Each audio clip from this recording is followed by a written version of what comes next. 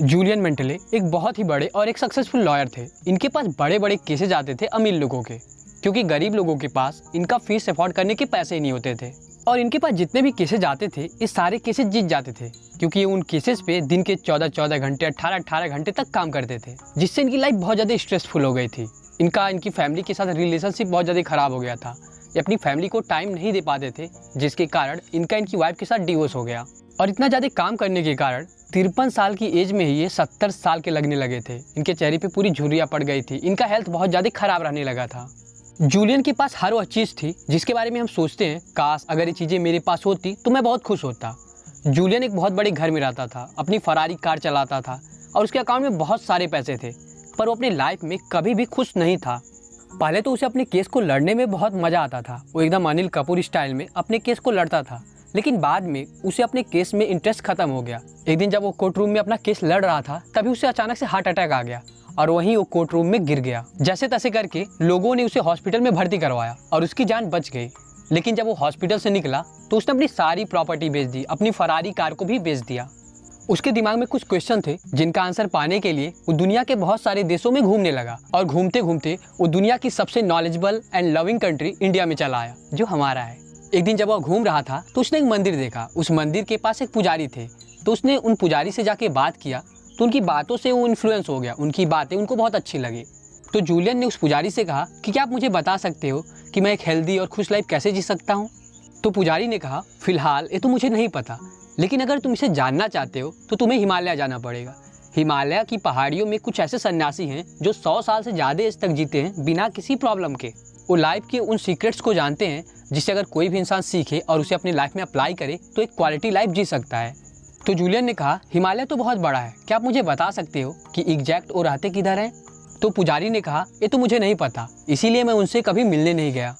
पर जूलियन को अपने क्वेश्चन का आंसर जानना था, इसलिए वो हिमालय की पहाड़ियों की तरफ चल दिया उन सन्यासियों की खोज में। काफ़ी दिनों तक वो इधर उधर भटकता रहा। आखिरकार उसे एक दिन एक सन्यासी दिख गए। तो फिर वह सन्यासी जूलियन को लेके सबसे बड़े सन्यासी के पास चला गया। तो जूलियन ने उस सन्यासी से अपनी हर एक बात बताई और फिर उस सन्यासी से कहा कि क्या आप मुझे बता सकते हो कैसे मैं क्वालिटी लाइफ जी सकता हूँ जिससे मैं बहुत ज़्यादा हेल्दी और हैप्पी रहूँ। तो सन्यासी ने कहा, ठीक है, मैं तुम्हें बताऊँगा लाइफ के उन सीक्रेट्स के बारे में, क्योंकि तुम ऐसे पहले इंसान हो जिसने हमें ढूंढा है। पर तुम्हें एक प्रॉमिस करना पड़ेगा कि जो तुम यहाँ पे सीखोगे वो तुम जब अपने देश में जाओगे तो वहाँ के लोगों को भी बताओगे जिनको इसकी ज़रूरत है। तो जूलियन ने कहा, ठीक है, मैं इसे ज़रूर बताऊँगा। तो फिर उस सन्यासी ने जूलियन को एक कहानी सुनाई कि एक बागीचा है जो बहुत ही साफ सुथरा है, वो बहुत ज़्यादा सुंदर दिखता है और उस बागीचे में तरह तरह के फूल लगे हुए हैं। और उस बागीचे के बीचों बीच एक लाइट हाउस है जिसमें एक दरवाज़ा लगा हुआ है और उस दरवाजे को तोड़कर हमारे प्यारे हल्क की तरह जापानीज सूमो रेसलर बाहर आता है। और वह सूमो रेसलर पूरा नंगा है। उसने केवल अपनी नुन्नू को छिपाने के लिए गुलाबी रंग के वायर केबल को लपेटा हुआ है। फिर वह बागीचे में घूमने लगता है। तभी उसके पैर के नीचे एक सोने की घड़ी आ जाती है जिस पर फिसल कर वह गिर जाता है और बेहोश हो जाता है। फिर वह पीले गुलाब की खुशबू से होश में आ जाता है और जब वो उठता है तो उसे एक रास्ता दिखाई देता है जिसके चारों तरफ हीरे लगे होते हैं। फिर वह उन रास्तों पे चलने लगता है और खुश हो जाता है। और फिर सन्यासी बोलता है, यही है एक क्वालिटी लाइफ जीने का सीक्रेट। अगर तुम इसे सीख जाते हो और इसे अपनी लाइफ में अप्लाई करते हो तो तुम भी एक हेल्दी, हैप्पी और सक्सेसफुल लाइफ जी पाओगे। तो जूलियन बोलता है, मुझे तो कुछ समझ में ही नहीं आया। आई थिंक आपको भी नहीं आया होगा, तो मैं इस कहानी को आपको एक्सप्लेन करता हूँ। कहानी में जो बागीचा है वो हमारे माइंड को रिप्रेजेंट करता है कि हमारा दिमाग एक बागीचे की तरह होता है और हम इसके माली होते हैं। अब हमारे ऊपर डिपेंड करता है कि हम इसे कैसा रखना चाहते हैं। अगर आप बागीचे में अच्छा बीज लगाओगे तो आपको अच्छे पेड़ मिलेंगे। उसे साफ सुथरा रखोगे, उसे टाइम पर खाद पानी दोगे और इसमें जो भी फालतू चीजें होती हैं उन सबको निकाल कर बाहर फेंक दोगे तो वह बागीचा बहुत ज्यादा खूबसूरत लगेगा। और अगर आप उस बागीचे को खाद पानी नहीं दोगे और उसे खुद तो गंदा करोगे, साथ में दूसरों को भी बोलोगे, आ भाई तू भी सुसु कर ले, और तेरे घर जितने भी कचरे हैं ना सब इसी बागीचे में लाके फेंक दे, तो बागीचा कैसा दिखेगा? बहुत गंदा दिखेगा ना। सेम चीजें हमारे माइंड के साथ होती हैं। अगर आप पॉजिटिव सोचते हो तो आपकी लाइफ में पॉजिटिव चीजें होने लगती हैं, और अगर आप निगेटिव सोचते हो तो आपकी लाइफ में भी निगेटिव चीजें होने लगती हैं। तो आप अपने माइंड में ना किसी को भी कचरे मत डालने दो, और आपके माइंड में जो अब तक निगेटिव थॉट वाले कचरे भरे हैं उन्हें बाहर निकाल कर फेंक दो और केवल पॉजिटिव चीजें सोचो।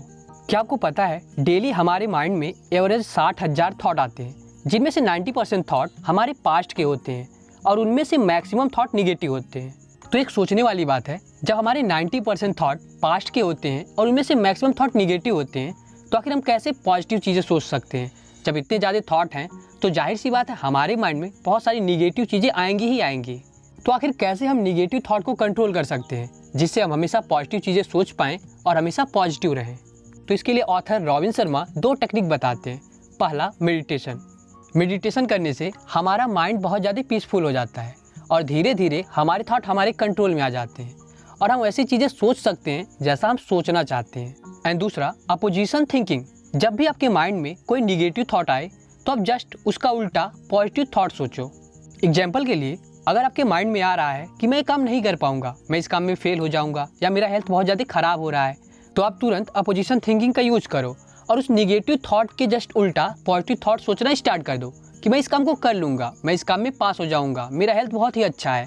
और एक सबसे बड़ी बात, सभी चीज़ों में पॉजिटिव चीज़ें ढूंढो। एग्जाम्पल के लिए, मान लो यह गिलास आधा भरा हुआ है, तो जो निगेटिव थॉट वाले लोग होंगे वो बोलेंगे ये गिलास आधा खाली है, जबकि पॉजिटिव थॉट वाले लोग बोलेंगे ये गिलास आधा भरा हुआ है। आप कोई भी काम करो या दुनिया का कोई भी ऐसा काम ले लो जो बहुत ही अच्छा हो, तो आपको ऐसे लाखों लोग मिल जाएंगे जो उस काम में भी बहुत सारी निगेटिव चीज़ें निकाल लाएंगे। अगर आप ऐसे लोगों को बोलोगे ताजमहल कितना अच्छा दिखता है ना, तो लोग बोलेंगे नहीं यार, इसका कलर अगर नीला किया होता या पीला कर दिया होता तब ये बहुत मस्त लगता। इसलिए आप हर एक चीज़ में पॉजिटिव चीज़ें ढूंढो।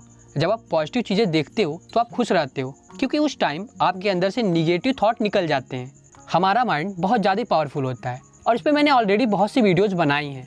अभी रिसेंटली मैंने द सीक्रेट बुक की बुक समरी बनाई थी और उसके पहले मैंने the power of your subconscious mind book से बुक समरी बनाई है। तो उन वीडियोज़ का लिंक मैंने डिस्क्रिप्शन में और आई बटन पे दिया है। तो अगर आप माइंड के बारे में और ज़्यादा जानना चाहते हो तो आप उन वीडियोज़ को देख सकते हो। कहानी में बागीचे के बीचों बीच एक लाइट हाउस होता है। ये लाइट हाउस हमारे गोल को, हमारे उद्देश्य को, हमारे पर्पस को, इन सब चीज़ों को रिप्रेजेंट करता है। पहले तो मैं आपको बताता हूँ कि लाइट हाउस का काम क्या होता है। ये लाइट हाउस समुद्र के जहाज़ों को सही डायरेक्शन दिखाने का काम करता है। तो ऐसे ही अगर हम इस धरती पर जन्म लिए हैं तो हमारा उद्देश्य क्या है, आखिर हमें किस डायरेक्शन में जाना है। मैक्सिमम लोगों को पता ही नहीं होता कि उनको लाइफ में करना क्या है, उनका गोल क्या है। वो बस अपनी ज़िंदगी को जैसे तैसे करके काट रहे होते हैं। अगर आप उनसे पूछोगे कि आप अपनी लाइफ में क्या करना चाहते हो, क्या बनना चाहते हो, तो लोग नॉर्मली बोलते हैं कि जो किस्मत में लिखा होगा हम वो बन जाएंगे।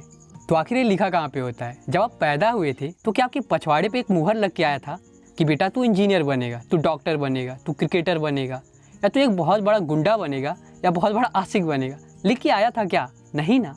तो ऐसे ही जब हम इस धरती पर पैदा हो गए हैं तो अब इसे हमें फाइंड आउट करना है कि हमारा उद्देश्य क्या है, हमारा गोल क्या है, हम लाइफ में करना क्या चाहते हैं। तो आप इसे कैसे जान सकते हो कि आखिर आपको लाइफ में करना क्या है? तो इसका एक सिंपल सा तरीका होता है कि जो काम करने में आपको मज़ा आता है उस काम में अपना करियर बनाओ, उस काम में फोकस लगाओ और उस काम में अपनी पूरी एनर्जी डालो। मतलब वही काम करो जिस काम में आप पैशनेट हो। जब आपको पता चल जाए कि अब आपको लाइफ में करना क्या है, तो रॉबिन शर्मा ऐसे 5 स्टेप बताते हैं जिनको फॉलो करके आप अपने गोल को बहुत ही जल्दी से अचीव कर सकते हो। स्टेप नंबर 1, आपका जो भी गोल है उस गोल को आप पेपर पे लिख लो। और हाँ, पेपर पे लिखना बहुत ज़्यादा इंपॉर्टेंट है। वैसे ही पेपर पे लिखना इंपॉर्टेंट क्यों है? तो आपको पता है कि डेली आपके माइंड में 60,000 थॉट आते हैं। जब आप किसी भी चीज़ को पेपर पे लिख लेते हो तो वो थॉट बाकी के 59,999 थॉट से ज़्यादा इंपॉर्टेंट हो जाता है। स्टेप नंबर 2, रिजल्ट को विजुअलाइज करो। मान लो आपका गोल है कि आपको एक कार लेना है, तो आप ऐसे विजुअलाइज करो जैसे वो कार आपने ऑलरेडी खरीद लिया है, आप उसमें बैठ के घूम रहे हो। Step number 3, create a social pressure. आपको जो भी काम करना है उस काम के बारे में आप अपने फैमिली, फ्रेंड, रिलेटिव, इवन अपने आसपास के लोगों को बता दो, जिससे उस काम को करने के लिए आपके ऊपर एक हेल्दी सोशल प्रेशर क्रिएट होता है, जिससे आप उस काम को करने लगते हो। Step number 4, fix a deadline. आपका कोई भी काम हो या आपका कोई भी गोल हो, आप उसका एक टाइम फिक्स कर दो कि इतने टाइम में मुझे इस चीज़ को अचीव कर लेना है। Step number 5, maintain a diary. आप अपने गोल के लिए जब काम करते हो तो आपको एक डायरी मेंटेन करनी चाहिए कि आपने आज क्या सही किया, क्या गलत किया और क्या चीज़ें आपको इम्प्रूव करने की ज़रूरत है। और रॉबिन शर्मा बोलते हैं कि इन सब स्टेप को आपको कम से कम 21 दिन तक ट्राई करना चाहिए। उसके बाद ये सब आपकी आदतें बन जाएगी और आप सक्सेस को अचीव कर लोगे। कहानी में लाइट हाउस के दरवाजे को तोड़कर सूमो रेसलर बाहर आता है। तो सूमो रेसलर हमें रिप्रेजेंट करता है कंटिन्यूअस डेवलपमेंट को, कि हमें हमेशा सीखते रहना चाहिए, हमेशा अपने आप को इम्प्रूव करते रहना चाहिए। तो उसके लिए ऑथर काइजन की टेक्निक बताते हैं जिनमें वो 10 स्टेप शेयर करते हैं। नंबर 1, मेडिटेशन करो। जब आप मेडिटेशन करते हो तो आपका माइंड बहुत ज़्यादा पीसफुल होता है, जिससे आप नए नए आइडियाज सोच सकते हो और आप खुश रहते हो। नंबर 2, एक्सरसाइज करो। बॉडी हमारा सबसे बड़ा एसेट है। कहते हैं ना, हेल्थ इज अ वेल्थ। सोचो अगर आपके पास कितना भी पैसा हो और अगर आप हमेशा बीमार रहते हो तो ऐसी जिंदगी का क्या फायदा? क्या आप कभी खुश रह पाओगे? नहीं ना। तो इसलिए अपने सबसे बड़े एसेट जो आपका बॉडी खुद है, उसके लिए कम से कम 30 मिनट डेली निकालो। एक्सरसाइज करो, योगा करो, जिससे ना कि केवल आपका फिजिकल बल्कि मेंटल हेल्थ भी बहुत ज़्यादा स्ट्रांग होता है। नंबर 3, सांस लेना। आज के टाइम में हम केवल जिंदा रहने के लिए सांस लेते हैं, जबकि हमें हेल्दी रहने के लिए सांस लेना चाहिए। ये प्रूवन है कि अगर आप गहरी सांस लेते हो तो जिससे आपकी बॉडी में बहुत ज़्यादा ऑक्सीजन जाता है और आपके हर सेल के पास वो ऑक्सीजन अच्छी मात्रा में पहुंचता है, जिससे आप हेल्दी होने लगते हो। नंबर 4, नरिशमेंट, यानी हमें अच्छा खाना खाना चाहिए जो हमारी बॉडी के रिक्वायरमेंट के हिसाब से हो, और खाने को चबा चबा के खाना चाहिए और सबसे ज़्यादा सैलेड्स का यूज करना चाहिए अपने खाने में। Number 5, learning. आप हमेशा सीखते रहो, अपनी नॉलेज को इम्प्रूव करते रहो, और उसका सबसे आसान तरीका है आज के टाइम में इंटरनेट। और आप बुक्स पढ़ सकते हो, जिससे आपको दूसरे लोगों के एक्सपीरियंसेस को सीखने को मिलता है, उनके ज्ञान को, उनके नॉलेज को आप अपने अंदर डाल सकते हो। नंबर 6, सुबह में जल्दी उठो। जब आप सुबह में जल्दी उठते हो तो आपका दिन बहुत लंबा हो जाता है। आप सुबह में ताजी ताजी हवा ले सकते हो, एक्सरसाइज कर सकते हो, जिससे आप बहुत ज़्यादा हैप्पी और हेल्दी रहते हो। नंबर 7, अफर्मेशन और विजुअलाइजेशन। आपको लाइफ में जैसा भी बनना है वैसा आप खुद को बोलते रहो और वैसा ही आप विजुअलाइज करते रहो। नंबर 8, गाने सुनो।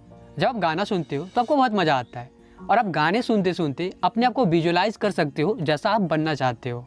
नंबर 9, हंसो। क्या आपको पता है एवरेज जो 4 साल का बच्चा होता है वो दिन में लगभग 300 बार हंसता है। और हम क्या करते हैं, हम जैसे जैसे बड़े होते जाते हैं हम हंसना बंद कर देते हैं। हमें लगता है कि जब हम खुश रहेंगे तभी हंसेंगे, जबकि हमें इसलिए नहीं हंसना चाहिए कि हम खुश हैं, हमें इसलिए हंसना चाहिए क्योंकि हम खुश रहना चाहते हैं। Number 10, simplicity.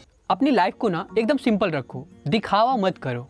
हम ना बस लोगों को दिखाने के लिए जो हमारी एक्चुअल में खुशियाँ होती हैं उनको सेक्रीफाइस कर देते हैं। आपको जो काम करने का मन करता है आप उस काम को करो। अगर आपको बारिश में नहाने का मन करता है तो नहाओ, नंगे पैर चलने का मन करता है तो चलो। बस दूसरों को दिखाने के लिए खुद की खुशियों को खुद से दूर मत करो। ऑथर बोलते हैं अगर इन सारे स्टेप को आप कम से कम 1 महीने तक फॉलो कर लो तो आपकी लाइफ में बहुत बड़े चेंजेस आपको खुद नजर आएंगे। कहानी में आपको याद होगा जो सूमो रेसलर था उसने केवल गुलाबी वायर की केबल को पाना था। तो गुलाबी वायर का केबल हमें रिप्रेजेंट करता है कि हमें एक डिसिप्लिन लाइफ जीना चाहिए। अगर आपने केबल की तारों को देखा होगा तो आपको पता चलेगा कि वह बहुत ही पतले पतले तारों से मिलकर बना होता है और आप उसके एक तार को बड़े ही आसानी से तोड़ सकते हो। लेकिन जब वो सारे तार आपस में मिलकर एक केबल बनाते हैं तब वह लोहे से भी ज़्यादा स्ट्रांग हो जाता है और जिसे तोड़ना बहुत ही मुश्किल होता है। तो ऐसे ही हमें अपने छोटे छोटे कामों को भी डिसिप्लिन के साथ करना चाहिए, जिससे हम बड़े बड़े गोल बड़े ही आसानी से अचीव कर सकते हैं। मान लो आपको सुबह में 5 बजे उठकर एक्सरसाइज करना है, तो आप सुबह में 5 बजे क्यों उठोगे? अगर आपके अंदर डिसिप्लिन होगा तभी उठोगे, अगर नहीं होगा तो नहीं उठोगे। तो आखिर किसी भी काम को करने के लिए हमारे अंदर डिसिप्लिन आता कहाँ से है? तो सबसे पहले हमारा वाई क्लियर होना चाहिए कि आखिर हमें उस काम को करना क्यों है, और दूसरा हमारे अंदर उस काम को करने के लिए एक बर्निंग डिजायर होना चाहिए, एक धधकती हुई इच्छा होनी चाहिए। फिर आप किसी भी काम को डिसिप्लिन तरीके से कर पाओगे। कहानी में जब सूमो रेसलर बागीचे में घूमता है तब वह एक सोने की घड़ी पर फिसल कर गिर जाता है। तो ये सोने की घड़ी हमें रिप्रेजेंट करती है कि हमें अपने टाइम की वैल्यू करनी चाहिए। इस दुनिया में केवल टाइम ही एक ऐसा चीज है जो सभी के पास बराबर है, पूरे के पूरे 24 घंटे। जो लोग अपनी लाइफ में खुश हैं, हेल्दी हैं, बहुत ज्यादा सक्सेसफुल हैं, उन लोगों ने बाकी लोगों से क्या अलग किया है? बस उन लोगों ने अपनी टाइम की वैल्यू को समझा है और उसे सही से यूज किया है, जबकि बाकी लोग अपने टाइम को वेस्ट कर देते हैं। तो आप अपने टाइम का सही तरीके से कैसे यूज कर सकते हो, उस पर भी मैंने ऑलरेडी वीडियोज बनाई है, तो जिसका लिंक मैंने डिस्क्रिप्शन और आई बटन पे दिया है, तो आप उन वीडियोज को भी देख सकते हो, जिससे आपको टाइम मैनेजमेंट के बारे में बहुत कुछ सीखने को मिलेगा। कहानी में जब सुमो रेसलर घड़ी पर फिसल कर गिर जाता है और बेहोश हो जाता है तब वह पीले गुलाब के फूल की खुशबू से होश में आता है।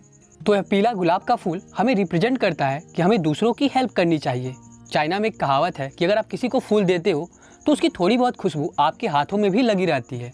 इसका मतलब है अगर आप किसी की हेल्प करते हो तो कहीं ना कहीं इनडायरेक्टली आप खुद की हेल्प कर रहे होते हो। लोगों की हेल्प करके जो सेटिस्फैक्शन, जो खुशियाँ आपको मिलती है ना, वो खुशियाँ आपको और कोई भी काम करके कभी भी नहीं मिलेगी।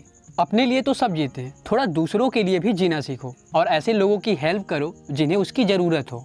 आज कोविड-19 के टाइम में बहुत सारे एक्टर्स, प्लेयर्स, अमीर, गरीब, एक एक इंडिविजुअल लोगों की हेल्प कर रहे हैं। तो प्लीज़ आप लोगों की हेल्प करो अपने पैसे, टाइम और नॉलेज के थ्रू, या जैसे भी आप कर सकते हो। कहानी में जब सुमो रेसलर पीले गुलाब के खुशबू से होश में आ जाता है तब उसे एक रास्ता दिखाई देता है जिसके चारों तरफ हीरे लगे होते हैं। फिर वो उन रास्ते पर चलने लगता है और खुश हो जाता है। तो ये रास्ता हमें रिप्रेजेंट करता है कि हमें आज में रहना चाहिए, यानी प्रेजेंट में। जब हम छोटे होते हैं तब हम सोचते हैं कि जब हम बड़े होंगे तब हम खूब मज़े करेंगे।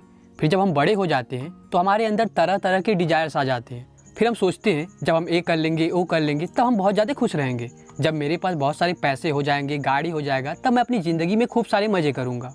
हम बस अपने पास्ट के और फ्यूचर के बारे में सोचकर अपने प्रेजेंट मोमेंट को बहुत ज़्यादा ख़राब कर देते हैं और हमेशा दुखी रहते हैं। और ऐसा करके हम कभी भी अपने आज को यानी अपने प्रेजेंट मोमेंट को खुश होकर नहीं जी पाते। तो अगर आपको अपनी लाइफ में खुश होकर जीना है तो अभी का वो मोमेंट है जिसको आप इंजॉय कर सकते हो और इसे मज़े के साथ जी सकते हो।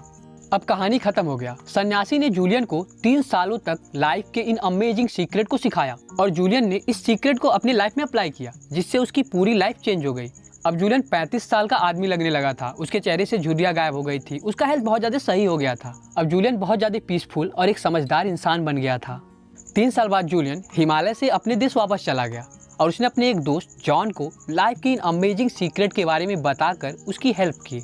लाइफ के इन अमेजिंग सीक्रेट के बारे में मैंने आपको बताया है रॉबिन शर्मा की एक amazing book the monk who sold his Ferrari से। आखिर ये बुक हमें क्या सिखाती है कि सक्सेसफुल होना, पावरफुल होना, बहुत सारे पैसे होना, नेम फेम होना, ये सब बस सक्सेस का एक पार्ट है, ना कि एक सक्सेसफुल लाइफ जीने का तरीका। सोचो अगर आप खुशी नहीं हो, आप अपनी लाइफ से सेटिस्फाई ही नहीं हो, आपके हेल्थ, आपके रिलेशनशिप बहुत ही ज़्यादा खराब हैं, तो क्या आप एक सक्सेसफुल लाइफ जी रहे हो? Just think about it. मैं चाहता हूँ आप इस वीडियो को ऐसे लोगों के साथ शेयर करके उनकी हेल्प करो जिन लोगों को ऐसी वीडियोज़ की ज़रूरत है। आई होप मैंने आपकी लाइफ में थोड़ी बहुत वैल्यू ऐड की हो। तो फिर मिलते हैं नेक्स्ट वीडियो में, तब तक के लिए थैंक यू।